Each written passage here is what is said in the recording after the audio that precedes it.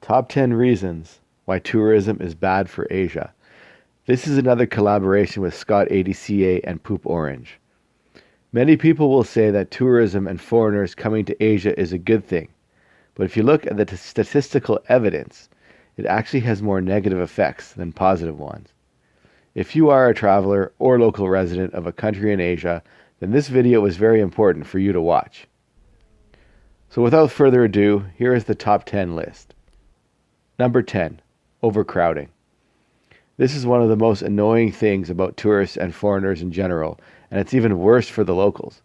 Tourism has also caused more disruption in host communities. Crowding of locals and tourists may create a vibrant ambience. It also causes frustration and leads to the withdrawal of local residents in many places. Coming in at number 9, increase in traffic. Increased tourists also results in increased traffic, which can hinder daily life of the local residents. The extra traffic makes it harder for the locals to get to their jobs and make money, and the time to get from point A to point B increases dramatically in heavily touristed places like Bali and Bangkok. The increased traffic from the foreigners also leads to a higher rate of death from car accidents in the host countries, which already have high rates of deaths from car accidents. Number 8. It makes the location look like anywhere else. What's the point of going to Bali when you could go to Phuket, Panglao, or Pattaya and they would all look about the same? When tourists go to places, they westernize it and ruin it. It completely ruins the point of travel when all the places feel the same because the foreigners destroyed the local culture. There is little to no difference between any part of Asia that has too many foreign tourists. Number 7. Many tourists and foreigners take advantage of the locals. Many foreigners will take advantage of the locals' kindness and use it as a weakness as they take advantage and they exploit the locals. There are many fake vloggers, like the ones in the Philippines, for example, like the Fighter Boys, the Juicy Vlog, etc. There's so many, too many to name. This phenomenon mostly happens in the Philippines, but it can happen all over Asia. But it's basically when foreigners say nothing bad about a country and say it's safe, even if the places they're going to or in parts of Mindanao are actually controlled by ISIS or Abu Sayyaf. So they say this and they remain positive as part of their formula that they put into their vlogs, just so the locals worship them and then watch them and thus give them more money. There are also the scumbags, like David Bond, and many others that take advantage of the foreigner worship. Fuck you, asshole. And sleep with as many of the locals as possible, spreading STDs, leaving behind fatherless kids as they hop from girl to another girl, mainly because they're selfish pricks and they think they can get away with it because they're in Asia.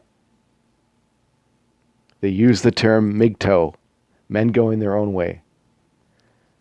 That's fine.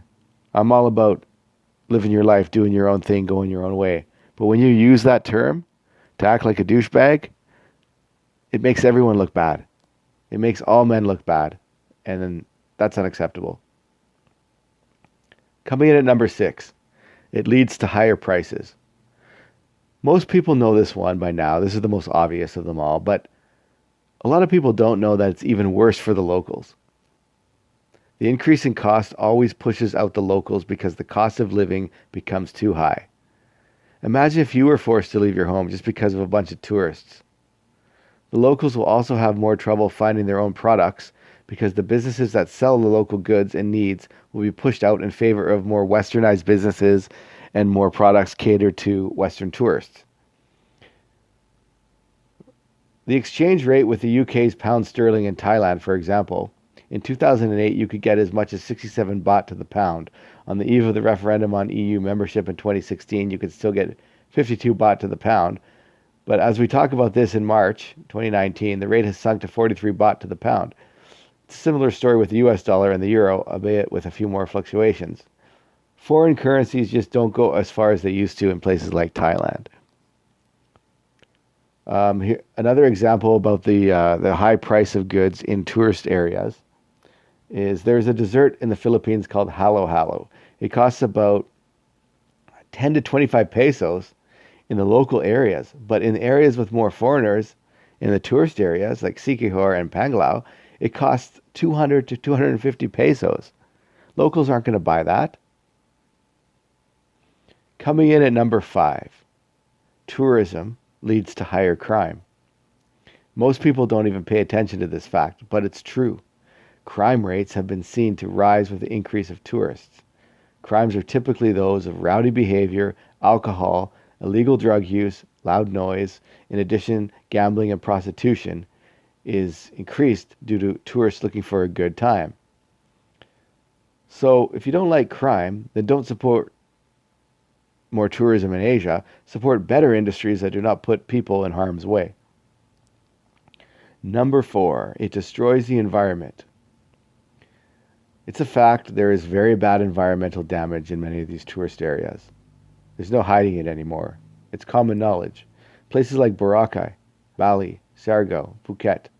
The businesses that are for tourists often neglect the environment, like in Boracay and Siargao, and also now in El Nido, where businesses have actually been caught pumping raw sewage into the ocean. There are vlogs about this. It's easy to see. The businesses also strain the area's natural resources, like water, food, etc. The infrastructure cannot keep up to the increase in tourism.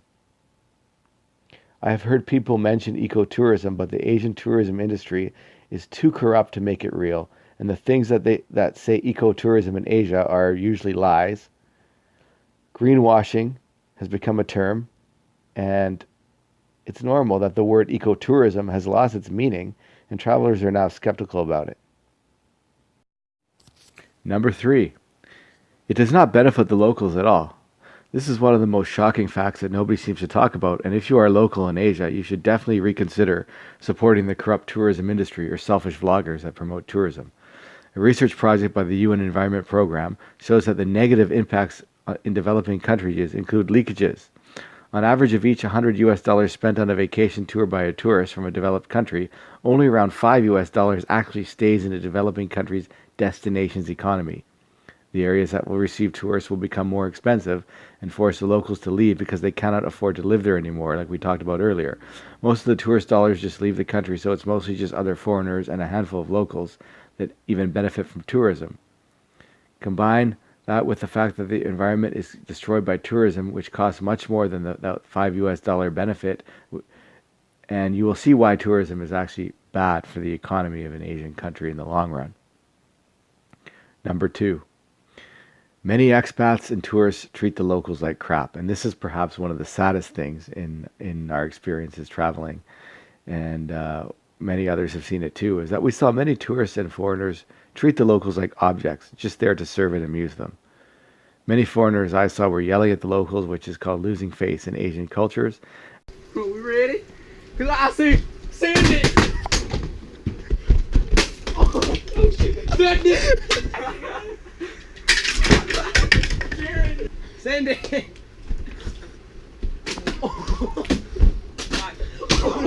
And it's an extremely bad and disrespectful thing to do. A huge percentage of foreign men, we're talking well over 90% of foreign men that talk to girls in Asia are complete douchebags with no respect for the girls at all. Me and many others have looked at what these foreigners were saying to these girls online. Poop Orange has asked girls in Asia to see what other foreigners say to them personally on all of their apps and in person. When he saw what these scumbags were saying, we were both in complete shock, and it was not just the creepy old perverts, but most were. It was also the younger foreigners that treated them like crap. And my girlfriend has told me as well online, many foreign men have absolutely been creepy and have been extremely rude to her online. I looked through hundreds of chats to Asian girls from foreigners, and absolutely none of them had any respect. They all asked the girls for nudes, told them to go there to their hotel room, sent dick pics, and this just happens in the first few chats to the Asian girls, and this is all over, girls from all over Asia. And like we talked about earlier, we have these vloggers and these influencers that literally all they do is go to Asia and try and sleep with as many women as they possibly can, and then they vlog about it, they write about it. There's blogs like Swoop the World, Roosh V, Return of Kings, David Bond. I mean, these guys appeal to the lowest common denominator. These are the kind of men that literally cannot get girls in their own country. And most of the reason they can't get girls in their own country is because they're rude and they're disrespectful and they treat women like objects. They're misogynists. And unfortunately, like I said, the lowest common denominator, they end up in Asia. And this is not good. Finally, the number one reason that tourism is bad for Asia is cultural destruction. This is just downright ugly. The tourism disease inflicts irreversible damage on communities. The thirst for money for nothing corrupts indigenous people, suppresses sustainable local initiatives, and attracts outsiders with no interest in the well-being of the local people. But what they do have is they have an interest in investing in a potential honeypot with funds quite alien to the local economic structures. There's negative socio-cultural impacts as there are differences in social and moral values among the local host community and the visiting tourists. Outside of affecting the relationship between tourists and locals, it can also cause friction between groups of the local population. In addition, it can cause drifts in the dynamics between old and new generations. When foreign people visit some places, they might face cultural interaction. However, local cultures may get more influence from all the newcomers because they have closely interacted with them for long term. It should demolish the local tradition gradually, and as the result, local society may lose their traditional identity. In both me and Poop Orange's experience, the locals in tourist areas did not smile, were not very friendly, but away from all the other foreigners, the locals were much more kind and warm. Just for proof, we will show you a comparison between tourist areas and non-tourist areas.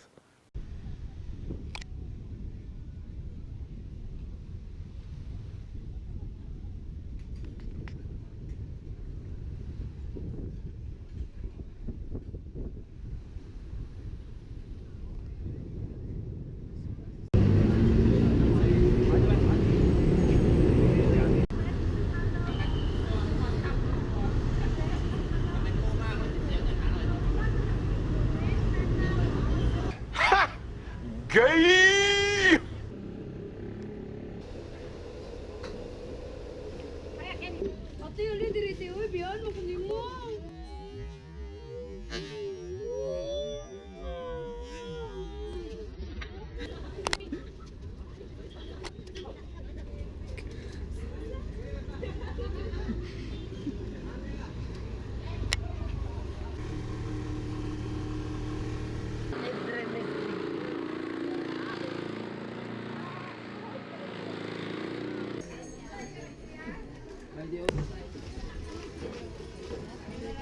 Hey, that's pretty good.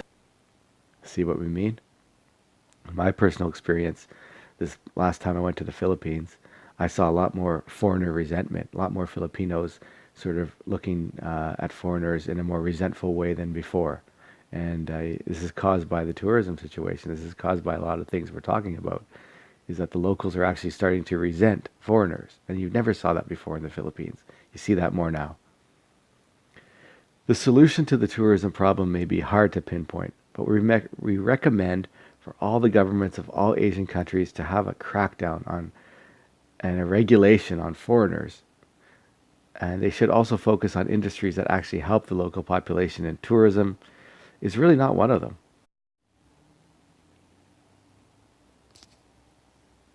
Governments should focus on sustainable tourism. I'll give Boracay in the Philippines as an example. Boracay became way too crowded. The infrastructure could not keep up with the demand. As a result, Boracay became, as Duterte says, a cesspool. What they did is they closed Boracay for 6 months to clean up the mess. At the same time, they put more rules and regulations in place to make sure that businesses were not polluting the environment, that sewage was being disposed of properly and all that. They've also restricted the number of tourists. They've capped the total number of people coming to the island at any given time. This is great. This is a really good initiative. We feel that they should do this at all tourist areas to prevent them from becoming overcrowded and to prevent the infrastructure from suffering and to prevent pollution. The governments of these countries are the only ones that can fix the unsustainable tourism issues. and they need to make rules and regulations to really tame the tourism industry. Instead, they just look at increasing the numbers as fast as they can. This is a terrible move and will be a long-term problem. We really hope that Asian governments can see that sustainable tourism is really the only way going forward. If they only look at numbers and increasing the numbers without looking at the ramifications, they are just going to ruin these beautiful areas, and we don't want to see that happen. Nobody wants to see that happen. And it won't just be ruined for the tourists, it's mainly ruined for the locals where they grew up, they were born there, they grew up there, and now these areas are getting destroyed because of over-tourism. And that's not fair. We don't want to see that. We want to see sustainable tourism. We want to see regulations in place like they're doing in Boracay. Capping the number of foreigners coming there is a great idea, and it will help the future of Boracay. They should do that everywhere. Please share and spread this information. Thank you for listening.